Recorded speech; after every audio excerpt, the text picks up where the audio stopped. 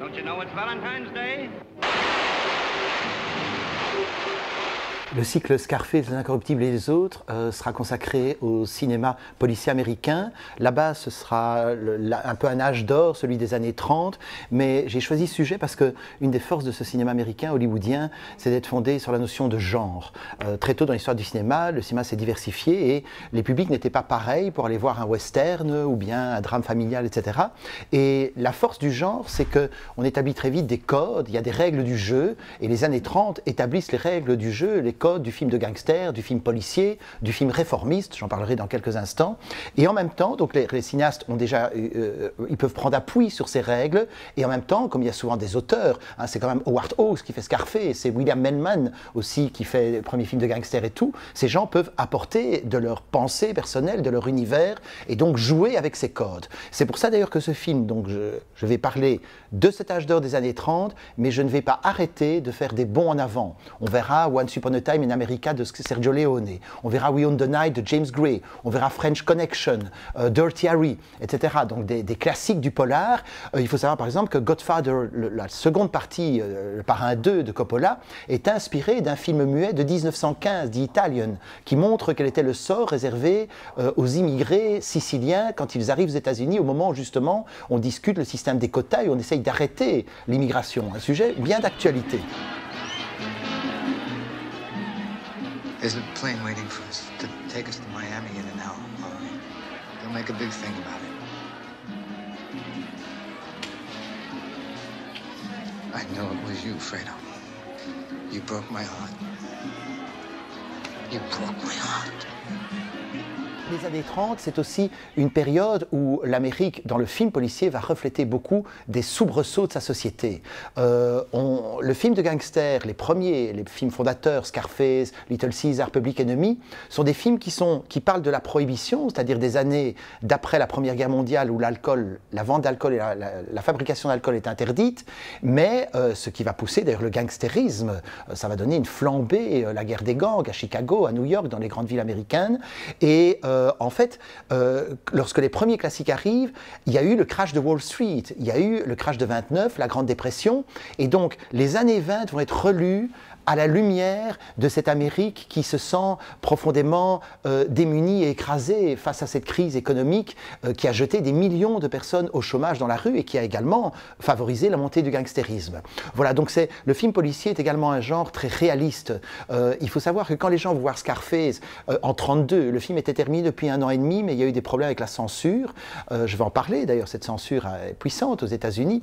Eh bien, lorsque les films vont voir, lorsque les gens, le public va voir Scarface, il n'y a pas longtemps qu'a eu lieu le massacre de la Saint-Valentin, hein, commandité par un certain Al Capone, qui est toujours en activité à ce moment-là. Donc ces films sont en show avec l'actualité. Et un film, bien plus tard, un film comme We Own the Night, La nuit nous appartient de James Gray, est un film qui parle de la corruption de la police et de la guerre des gangs dans le New York des années 1990. Donc là aussi, le film policier témoigne à chaud, comme l'avait témoigné French Connection, Dirty Harry, qui était lié à un tueur à gages qui sévissait à San Francisco qui s'appelait Scorpio.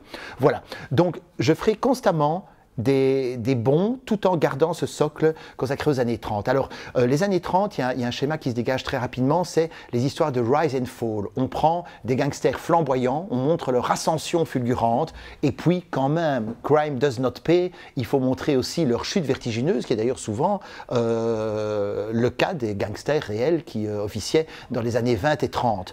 Et malgré cela, malgré la chute, malgré le fait que le gangster ne s'en sort pas, il est en général abattu à la fin, soit par par des concurrents, soit par la police, et bien malgré cela, le gangster est une figure extrêmement populaire aux yeux du public. Pourquoi ? Parce qu'il fournit à ce public des années de prohibition, je vous dis, la prohibition continue jusqu'en 1933, il fournit à ce public ce dont il a envie, c'est-à-dire l'alcool. Et le gangster, au fond, apparaît en version un peu plus noire évidemment que le businessman normal, apparaît comme effectivement quelqu'un qui applique les règles du bon business, élimination de la concurrence, etc.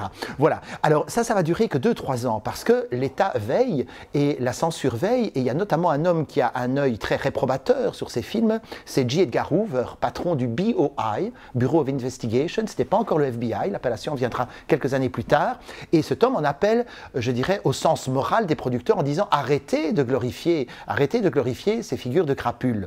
Il y a aussi le code Hayes, d'après William Hayes, qui est un ministre des Postes, qui va être appelé par Hollywood pour mettre au point un code d'autocensure des scénarios et des films pour qu'il n'y ait plus la pression des censures locales, ce qui était une décision effectivement très économique, puisque quand un producteur avait lancé un film sur le marché, eh bien il pouvait être interdit dans telle ville selon une décision locale. Ce n'est plus le cas avec le code Hayes, mais le code Hayes est très rigide et va obliger les cinéastes à ruser avec la censure.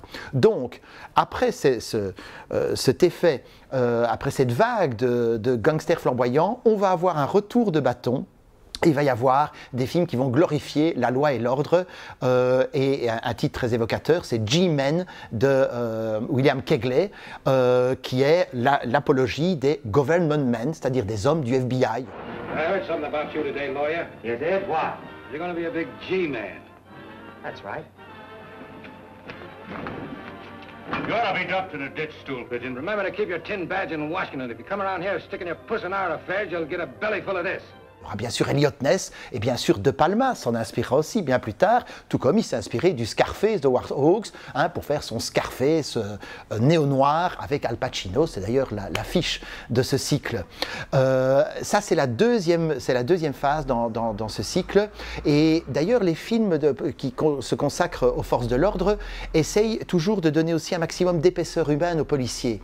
C'est-à-dire qu'on vire presque à la tragédie familiale, comme dans un film comme Beast of the City, où le père du réalisateur John Huston, Walter Huston, joue un flic dont le frère est un ripou, et lui mène une vie de famille tout à fait correcte, et il va se sacrifier pour essayer de redorer en quelque sorte le blason de la police. We Own the Night de James Gray est également un film où il y a deux frères qui ont choisi deux voies très parallèles, et à un moment donné ça bascule complètement dans une tragédie quasiment shakespearienne. Donc le film policier peut être très riche à ce niveau-là. Ça c'est la deuxième phase. Alors l'ironie du sort, c'est que les stars qui avaient incarné nos gangsters flamboyants, James Cagney, Paul Mooney, Edward G. Robinson, sont des stars qui vont incarner à partir de 33, 34, qui vont incarner nos fameux G-Men, nos hommes du FBI.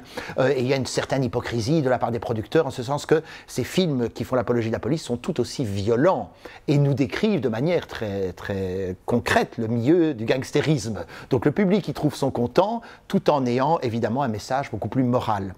Et alors le courant suivant, qui va s'établir dans les années 30, c'est ce qu'on peut appeler le courant réformiste. C'est après l'élection de Franklin Delano Roosevelt, c'est-à-dire que Roosevelt abolit la prohibition et lance l'Amérique dans le New Deal, cette espèce de nouvelle donne qui va permettre de sortir de la crise.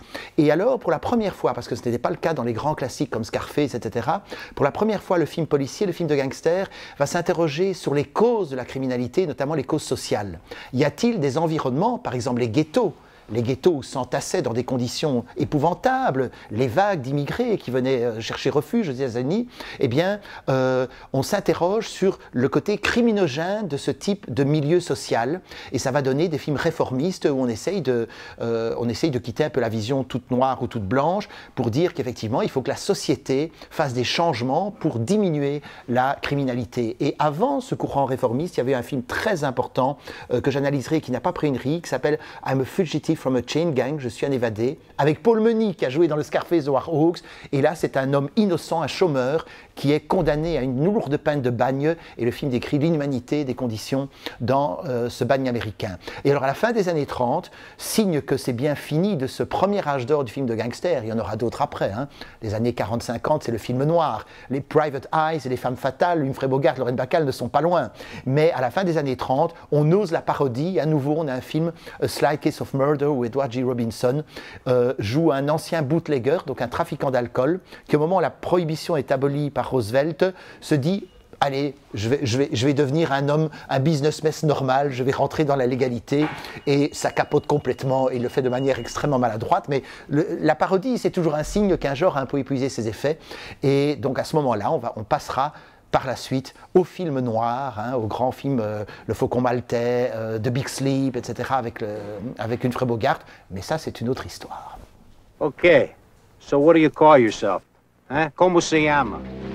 Antonio Montana. And you? What you call yourself? Where'd you learn to speak the English, Tony? In a school. And my father, he was from the United States. Yeah, just like you know. He was a Yankee. He used to take me a lot to the movies, you know. I learned. I watched the guys like Humphrey Bogart, James Cagney. They teach me to talk. I like those guys. I always know one day I'm coming here, United States.